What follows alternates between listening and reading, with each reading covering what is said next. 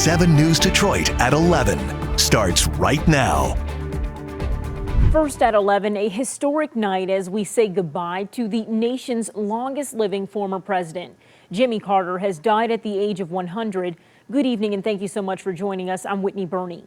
Tonight, people in every corner of the country are paying respect to our 39th president.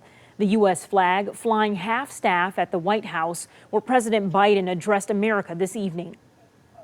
This is a sad day, but it brings back an incredible amount of good memories. Today, America and the world, in my view, lost a remarkable leader. His birth name, James Earl Carter Jr., born on October 1st, 1924. In 1977, he became our 39th president. In 2002, Jimmy Carter received the Nobel Peace Prize, followed by 3 Grammy Awards in the category Best Spoken Word Album. We all have different memories of Jimmy Carter, but almost everyone would agree he will be remembered as a champion of the people. Scripps News political director Andrew Rafferty starts us off with a look at a life well lived. I believe in the greatness of our country, and I believe the American people are ready for a change in Washington. A self-described Washington outsider, James Earl Carter Jr., who is simply known as Jimmy Carter, won the presidency in 1976, promising to bring honesty to the White House in the years after Watergate. We can be even stronger than before. Let our recent mistakes bring a resurgent commitment to the basic principles of our nation. Carter's one term in office included important milestones. He established formal diplomatic relations with China and created the Department of Education. He also helped broker the Camp David Accords that helped stabilize relations between Israel and Egypt. But his 4 years as commander-in-chief came during a tumultuous period in American history. He dealt with an energy crisis, high inflation, and the Iran hostage crisis.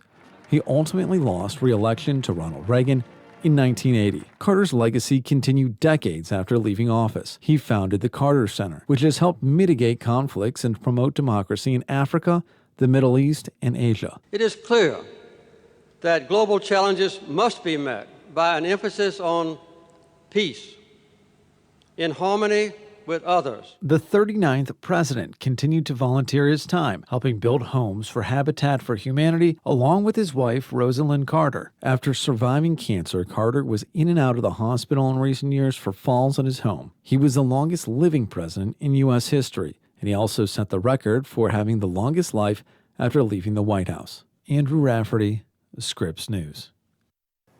Thank you, Andrew. It's no secret that Jimmy Carter wasn't afraid to get his hands dirty. Carter lent a hand all over the globe, and that includes right here in Metro Detroit. 7 News Detroit reporter Tiara Braddock introduces us to a Habitat for Humanity volunteer who worked side by side with our former president. People talk about how good he was or how good he wasn't as president, but no one can dispute what he did for the people. East Point resident Harvey Curley met former President Jimmy Carter back in 2005. Curley was one of the many volunteers who worked with Carter to build homes in Southwest Detroit for Habitat for Humanity. Of course, we figured, well, he'll come in a big limousine, and so we're looking for a limousine, and all of a sudden, down the road, we see a golf cart with a guy sitting there with a cap just like mine and a red handkerchief tied around his neck. Curley says the former president, his wife Rosalynn Carter, and their daughter Amy immediately got to work on the houses. He was so gracious. His wife was there. His daughter got down on her hands and knees and put the floor in the kitchen. In just 1 week, the Carters and the Habitat for Humanity volunteers built 30 houses that sit just west of Woodward. My wife and I drove over there about 2 years ago, and every house was there, not dilapidated, not empty. And when you learned that he had passed, what were you thinking at that moment? I felt sad, but I felt that he had done what he wanted to do. Curley says he hopes Carter's life and legacy inspires people to be kind to one another. It doesn't have to be huge. Stop and say hello to the people that's out on the street. In East Point, Tiara Braddock, 7 News.